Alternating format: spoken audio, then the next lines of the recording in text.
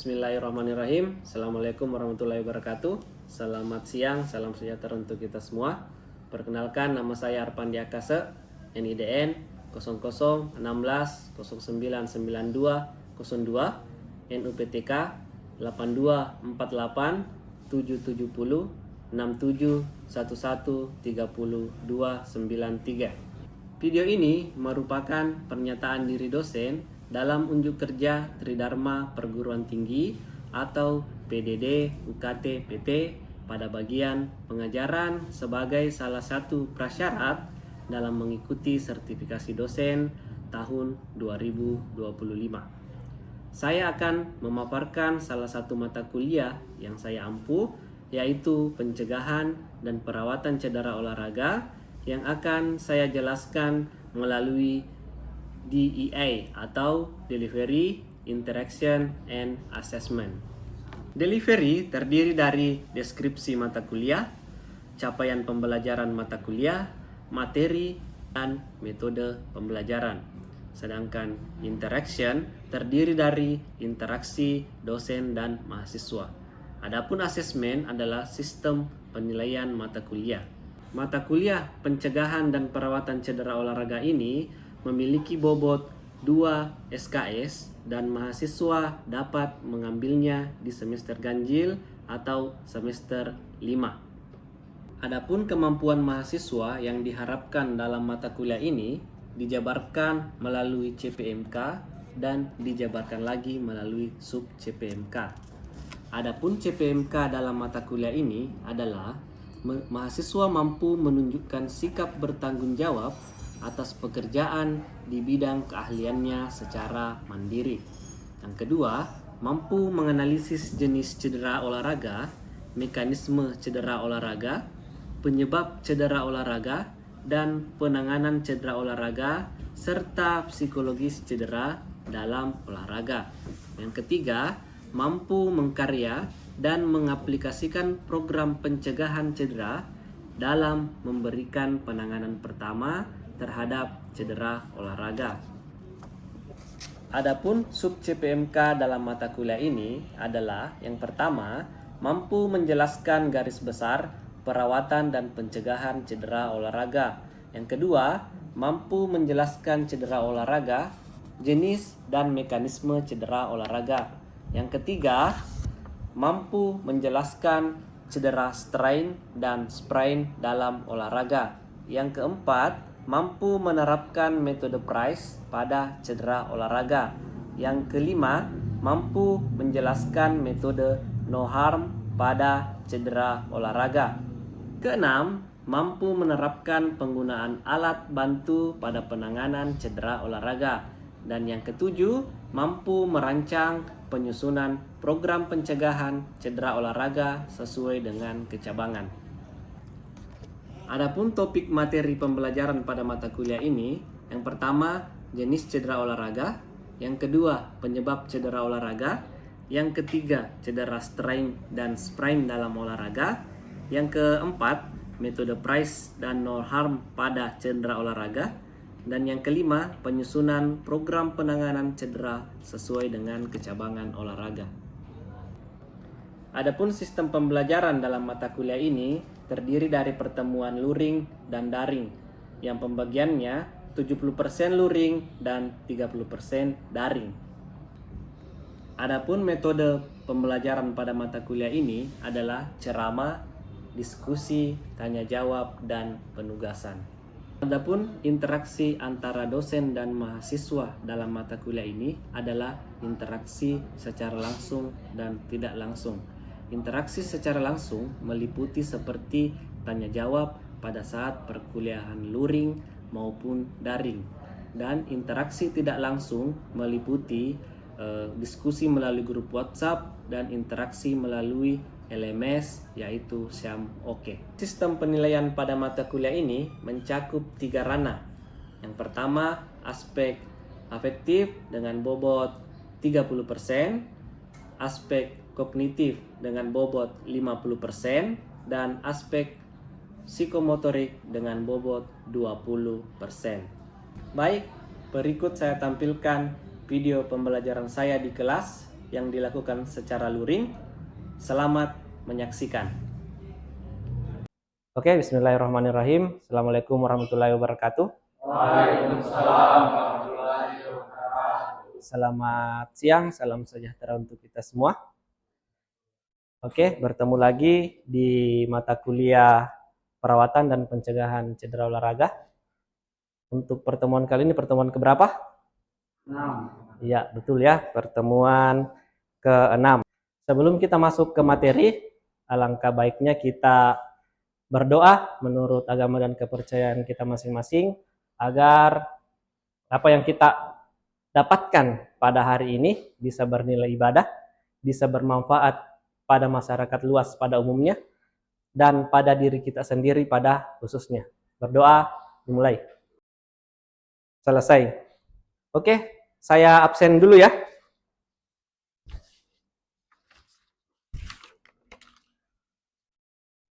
Delani Dwi Putri, Nur Citra Rahmadina, Ilham Padli, Muhammad Nur Hidayat Marham, Usmul Al-Ghazali, Muhammad Al-Farabi Sigit, Muhammad Karim, Raswan, Juan Alexio Nopenandra, Adnan Fazil, Faiz Ahmadi, Widi Wicaksana, Muhammad Akbar Ramadan, Suheri Ramadan, Muhammad Nur Sakti, Muhammad Nasrul, Ibnu Al-Fahri, kemudian Muhammad Trian Putra.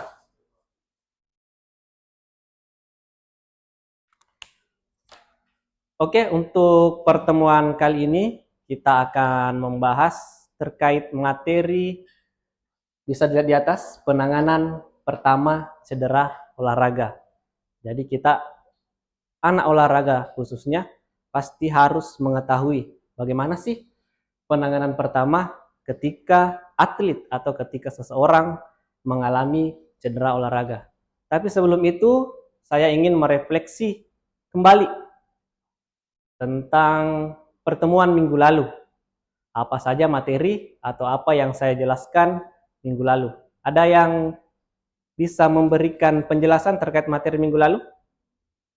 Siapa? Ya, Delani. Apa? Terkait? Ya, sprain. Sprain itu apa, Delani? Sprain adalah cedera pada ligamen, yaitu jaringan yang menghubungkan tulang dengan tulang pada sendi. Sprain juga biasa disebut dengan Oke, sprain biasa juga disebut dengan keseleo. Biasanya penyebabnya itu karena disebutkan tadi keseleo, karena misalnya pada permainan sepak bola sering terjadi keseleo pada pergelangan kaki. Kenapa? Karena biasanya salah tumpuan pada saat mendarat ketika dia mau mengheading bola atau ketika dia mau menangkis bola dan semacamnya. Kemudian ada sprain, ada strain. Ada yang tahu tidak strain itu apa? Ya, Karim. Strain itu apa, Karim?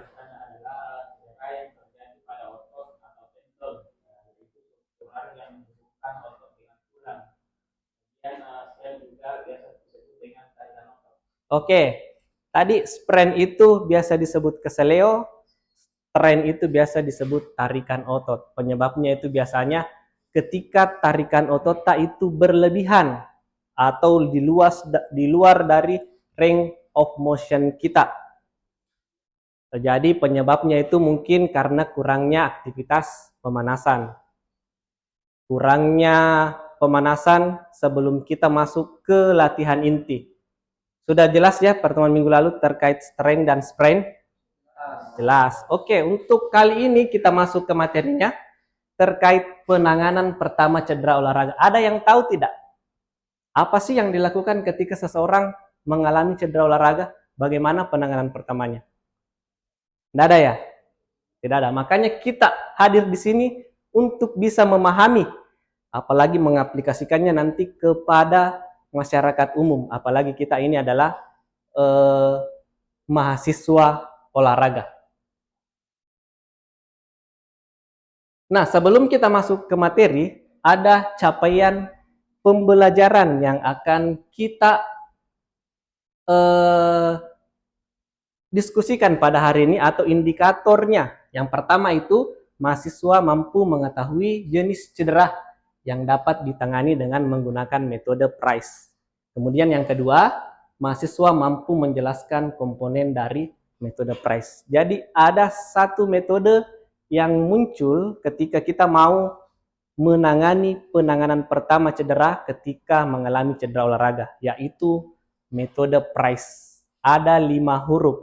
5 huruf inilah yang memiliki maksud dan tujuan masing-masing. Nah, apa sih yang dilakukan? Apa sih komponennya PRICE itu? Dan dilihat dari slide-nya, hal apa atau hal apa yang harus kita lakukan ketika penanganan pertama cedera. Kalau adik-adik nanti terjun ke masyarakat, apa yang mau kita lakukan nantinya ketika ada atlet atau ada orang yang mengalami cedera pada saat aktivitas olahraga? Ada yang tahu tidak? Tidak ada ya? Penanganan pertamanya atau hal yang penting dalam penanganan pertama cedera adalah evaluasi awal. Ada yang namanya evaluasi awal. Evaluasi awal ini bukan masuk dari kategori PRICE tadi, PRICE, tapi itu baru evaluasi awal apakah cederanya itu bisa dilakukan dengan metode PRICE, bisa ditangani dengan metode PRICE atau tidak.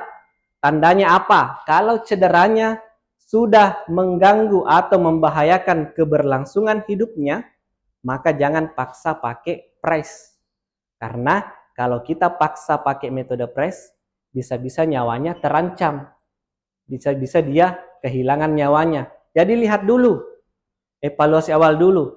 Kalau tidak membahayakan keberlangsungan hidupnya, apalagi tadi strain dengan sprain, kita bisa menggunakan metode PRICE. Nah, dari tadi saya mengatakan PRICE. Jadi kita sudah masuk ke pembahasan apa sih komponen metode PRICE itu. Apa itu PRICE? PRICE itu jangan artikan bahasa Inggris. Nah, kalau diartikan apa artinya? Itu adalah harga. Tapi itu bukan harga yang kita penanganannya. Itu terdiri dari 5 komponen huruf yang memiliki maksud dan tujuan masing-masing. Sebelum saya menjelaskan, ada yang pernah tidak melakukan aktivitas olahraga, kemudian besoknya mengalami nyeri? Ada? Ada. Apakah itu cedera atau tidak? Tidak. Tidak, itu apa istilahnya? DOMS. Ya, itu adalah DOMS, Delay Onset Muscle Disorder. Jadi itu tidak termasuk cedera, jadi tidak ditangani oleh PRICE. Jadi jangan sampai kalian nanti aktivitas olahraga yang berlebihan sesuai kapasitas otot kalian, kemudian Anda merasa nyeri besok paginya ketika bangun, Anda itu tidak cedera. Anda itu tidak harus diberikan metode PRICE. Anda itu hanya mengalami DOMS, bukan termasuk jenis cedera. Itu akan kembali ke semula beberapa hari kemudian. Jadi tidak termasuk cedera. Nah, apa sih itu PRICE? Silahkan dilihat slide-nya. PRICE itu adalah, P-nya itu adalah protection atau melindungi. R-nya itu adalah rest atau istirahat. Kemudian I-nya ice atau es. Kemudian compression atau compress. Dan terakhir adalah elevation atau meninggikan bagian cedera. Nah, kita masuk ke protection-nya. Nah, protection itu adalah adalah suatu tindakan penghentian aktivitas sesaat setelah terjadinya cedera agar cedera dapat disembuhkan. Jadi, protect itu dari katanya adalah melindungi sesaat setelah terjadi cedera olahraga. Semisalnya kalian bermain bola, tiba-tiba Anda langsung mengalami cedera. Hal yang pertama harus dilakukan adalah proteksi. Proteksi itu adalah melindungi bagian yang terkena cedera. Supaya apa? Supaya cederanya tidak mengalami kerusakan jaringan berlebih, sama tidak meminimalisir terjadinya yang namanya re-injury. Re-injury itu adalah cedera kambuhan. Misalnya Anda pernah mengalami cedera ankle, tapi penanganannya tidak maksimal, itu bisa memungkinkan re-injury-nya itu tingkatnya lebih tinggi kalau tidak ditangani dengan metode yang lebih bagus. Seperti metode press. Ada namanya re-injury, cedera kambuhan. Ankle itu termasuk cedera re-injury yang lumayan banyak. Kemudian yang kedua adalah rest. Rest itu adalah apa tadi? Istirahat. Rest itu adalah mengistirahatkan. Setelah diproteksi tadi, bisa saja menggunakan taping elastis, bisa menggunakan hal-hal dan semacamnya itu. Setelah diproteksi itu di rest, segera hentikan aktivitas olahraga yang kalian lakukan. Misalnya Anda bermain bulu tangkis, tiba-tiba Anda merasa saya cedera, stop di situ. Istirahatkanlah bagian cedera. Kenapa? Untuk meminimalisir terjadinya cedera yang lebih parah. Karena kalau itu dipaksa justru hanya akan memperparah bagian tubuh atau bagian-bagian tubuh yang mengalami cedera. Itu adalah rest. Segera. Ini menurut Andun, ketika seseorang mengalami cedera ringan atau berat harus diistirahatkan. Kemudian yang ketiga adalah ice. Ice itu apa? Ice itu adalah terapi dingin, dapat digunakan untuk mengurangi perdarahan atau meredakan rasa nyeri. Pemberian es bertujuan untuk mengurangi perdarahan atau menghentikan perdarahan, mengurangi pembengkakan, karena pasti terjadi pembengkakan ketika terjadi cedera, apalagi cedera di bagian-bagian persendian seperti keseleo tadi, pergelangan kaki, kemudian mengurangi rasa sakit. Nah, bagaimana sih pengaplikasiannya? Bagaimana pengaplikasiannya metode S itu? Bisa dilihat di slide-nya bahwa pemberian S itu adalah 15 sampai 20 menit, paling sedikit 2 hingga 3 kali sehari. Jadi frekuensinya itu selama 2 sampai 3 kali dengan durasi 15 sampai 20 menit selama 48 sampai 72 jam pertama setelah cedera. Jadi cedera ada namanya selama fase akut. 48 sampai 72 jam setelah cedera. Nah, ketika Anda diberi es, Anda akan merasakan ini. 3 menit pertama Anda akan merasakan sensasi dingin di bagian yang terkena cedera. Kemudian 5 menit berikutnya itu perasaan terbakar. Kemudian 2 menit berikutnya perasaan nyeri. Dan setelah 10 menit seperti mati rasa dan nyeri berkurang. Jadi tujuan utamanya es itulah mengurangi rasa nyeri yang terjadi pada bagian tubuh yang mengalami cedera. Kemudian yang keempat adalah compression atau kompresi. Apa itu compression? Kompres adalah penerapan tekanan ringan untuk membatasi bengkak.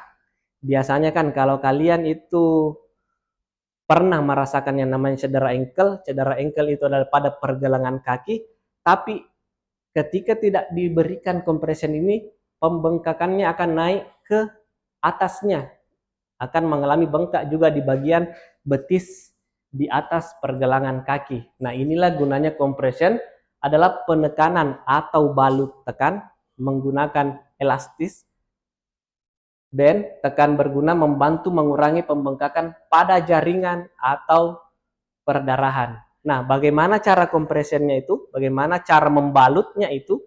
Membalutnya itu contohnya pada pergelangan kaki itu dibalut dari mulai pergelangan kaki naik ke betis. Di sana kita mulai dulu balutnya. Jangan dari betis ke pergelangan kaki, harus dimulai dari pergelangan kaki kemudian dinaikkan ke bagian betis. Balutnya jangan terlalu kencang, tapi juga jangan terlalu lemah. Karena kalau terlalu kencang justru hanya akan memberikan efek negatif pada bagian tubuh yang cedera, semisalnya kesemutan atau malah rasa nyerinya bertambah.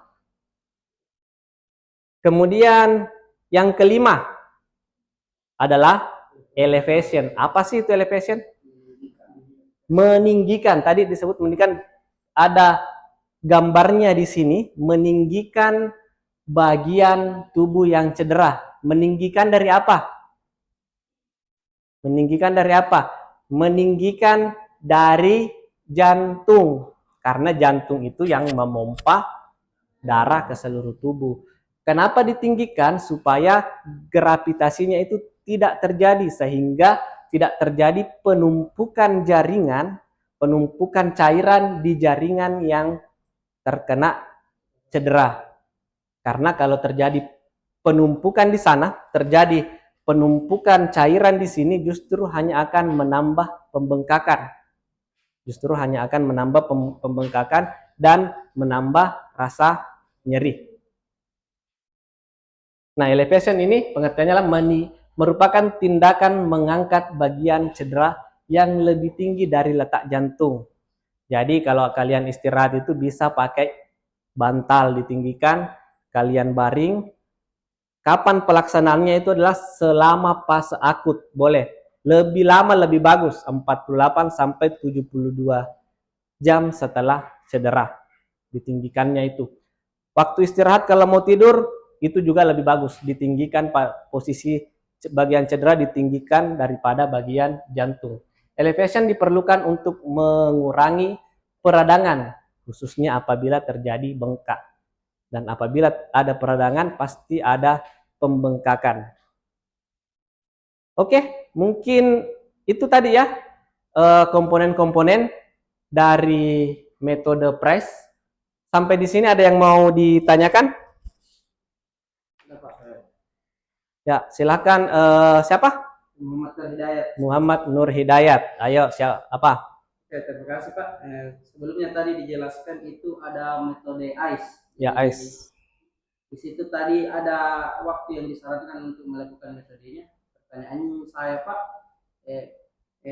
apa risiko yang dapat dialami seseorang jika metode ICE yang dilakukan itu lebih dari waktu yang dianjurkan? Oke, next question. Pertanyaan bagus. Tadi pemberian ICE itu ada efek positifnya apabila pengaplikasiannya sesuai dengan durasinya. Saya kembalikan ke slide-nya. Silahkan lihat slide-nya. Ya, ini pengaplikasiannya sesuai dengan durasi waktunya. Itu efek positifnya. Tapi juga ada efek negatifnya. Apa efek negatifnya? Ketika durasinya lebih lama dibandingkan dengan yang dianjurkan atau disarankan. Apa itu? Bisa menyebabkan kaki mengalami kesemutan berkepanjangan. Malahan tadi kita mau rasa nyeri itu berkurang, justru rasa nyerinya bertambah. Jadi hati-hati ketika memberikan es pada metode press ini. Memang memberikan es itu bagus, tapi ingat juga durasinya. Ingat durasi pengaplikasiannya itu 15 sampai 20 menit. Frekuensinya juga 2 hingga 3 kali sehari selama 48 sampai 72 jam pertama setelah cedera. Ada lagi? Yang lain? Ya, siapa? Ilham Padli, silahkan. Baik Pak, terima kasih atas kesempatan yang diberikan untuk bertanya Pak. Terkait tadi pada bagian rest, yang saya ingin tanyakan Pak, mengapa rest sangat penting dalam penanganan cedera olahraga dengan menggunakan metode press? Rest ya? Iya. Ya, tadi pertanyaannya Yayat itu tentang ice-nya. Sekarang tentang rest-nya atau diistirahatkan. Kenapa penting rest pada ketika kita mengalami cedera olahraga? Itu adalah hal pertama yang harus dilakukan untuk membatasi kerusakan berlebih. Logikakan saja, kalau semisalnya ada sesuatu yang rusak tapi dipaksa untuk dipakai, maka akan bertambah rusak. Maka hentikan itu supaya bagian tubuh yang mengalami cedera itu memulai proses penyembuhan alami. Ketika dipaksa, hanya akan menimbulkan cedera atau kerusakan yang lebih parah ke jaringan yang lainnya. Justru pembengkakannya juga akan lebih besar, rasa nyerinya juga lebih besar, dan proses penyembuhannya akan pasti lebih lama atau singkat. Ya, pasti lebih lama, dan resiko reinjurinya tadi, apa itu reinjuri? Cedera kambuhan. Resiko cedera kambuhannya itu lebih tinggi apabila tidak diistirahatkan secepat mungkin. Tadi rest itu kan setelah protection, setelah dilindungi area cedera itu harus di rest. Tapi apakah cedera itu harus direskan semua menggunakan metode Price? Tidak. Kita lihat ini ada kasus baru-baru pemain sepak bola yang patah tulang, siapa namanya? Jamal Musiala. Itu bisa digunakan metode Price tidak? Membahayakan nyawanya tidak? Membahayakan itu karena patah tulang, tidak harus diberikan metode Price. Itu harus ditangani oleh tim medis karena patah tulang, bukan cedera strain maupun sprain. Jamal Musiala ya, ini yang baru-baru terkena cedera horor, patah tulang, jadi harus ditangani oleh tim medis supaya penyembuhannya lebih cepat. Oke, mungkin seperti itu materi pada hari ini.